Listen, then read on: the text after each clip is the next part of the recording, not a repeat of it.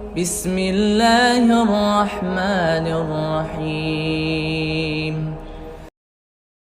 تو باقی سب چیزیں بعد میں ہیں. سب سے پہلے اپنے آپ کو حرام کام سے بچنے کے لیے نکاح کرو. تم گناہوں میں پڑو گے, تمہارے ماں باپ کو اس پہ تکلیف نہیں ہوگی. آج کل نہیں ہوتی ماں باپ کو تکلیف. وہ کہتے ہیں زنا کرتا رہے, کچھ بھی کرتا رہے, بہو گھر میں آئی تو ٹانگیں توڑ کے نکال دیں گے, کیونکہ یہ بہو ہماری جائیدادیں کھا جائے گی, یہ ہمارے پراٹھے کھا جائے گی. اب ایک انڈا پکڑا ہے, 2 انڈے پکیں گے. وہ یہی سوچتے رہتے ہیں. اتنا چھوٹا دل. ابے بھائی, اللہ نے جس نے تمہیں کھلا لیا یار, اگر بہو ایک گھر میں آ گئی 2 روٹی زیادہ پک جائے گی نا, اور کیا ہوگا, 2 روٹی زیادہ پک جائے گی. اللہ نے ایک دوسرے کے لیے پیدا کیا ہے, اور بالغ ہوتے ہی یہ خواہش رکھ دی ہے. رکھنا اس کی علامت ہے کہ ہم ان دونوں کو نکاح کی ضرورت ہے. گوروں کے ہاں نکاح پر پابندی ہے, تو 13 سال کی لڑکیوں کے بوائے فرینڈ پھر کیوں ہوتے ہیں؟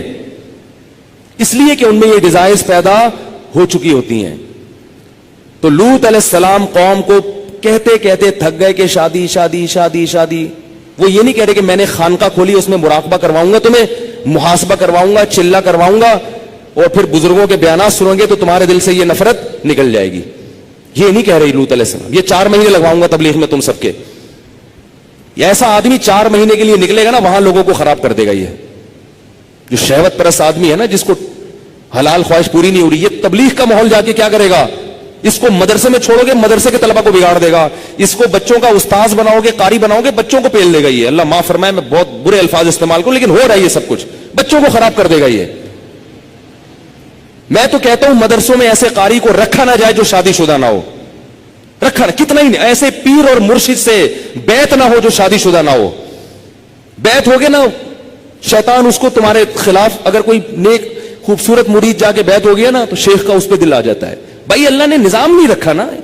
ایک چیز, آپ کو بھوک لگ رہی ہو, کھانے کو روٹی نہیں ملے گی, تو جو تھوڑے دن تک برداشت کرو گے, پھر کچرے سے گند نکال کے کھانا شروع کر دو گے. کب تک برداشت کرے گا؟ تو جب مرد اور عورت کی خواہش پوری نہیں ہوتی, نتیجہ کیا نکلتا ہے؟ وہ گند کی طرف جانا شروع. اور ایک وقت تک تو واپسی کا چانس ہوتا ہے.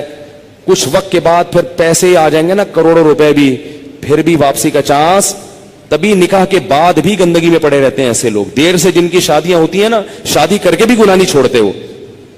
تو لوط علیہ السلام نے کیا کہا اپنی قوم کو کہ یہ عورتوں سے نکاح کیوں نہیں کر رہے؟ قوم جواب میں کہہ رہی ہے, ما لنا فی بناتک من حق, ہمیں عورت سے نکاح میں دلچسپی ختم نہیں ہے. اس سے پتا چلا کہ گناہوں میں جب پڑو گے تو حلال کی لذت, بولو نا, ختم ہو جائے گی. اور یہی ہو رہا ہے ہمارے معاشرے. بیویاں گھر میں بیٹھی ہوئی ہیں اور منہ کالے ہو رہے ہیں باہر جا کے. عورتوں کے اپنی زوجاؤں کو وقت ہی نہیں دیتے, محبت ہی ختم ہو گئی, کیونکہ اتنی گرل فرینڈ ہیں اسے منہ کالے کرا لی ہیں, اتنی عورتوں سے منہ کالا کرنے کی عادت پڑ چکی ہے, شادی سے پہلے پڑ چکی ہوتی ہے. آج کل جو شادی کے بعد کیسز آ رہے ہیں نا, وہ پتہ ہے کیا آ رہے ہیں؟ شادی ہوئی تو پتا چلا میرے میاں کی اتنی پہلے سے فرینڈز ہیں, اب چند دن تو بیوی کی طرف رغبت تھی, اس کے بعد وہ پرانی والی فرینڈز وہی شروع ہو گئے. عورت پہ کیا گزرتی ہے؟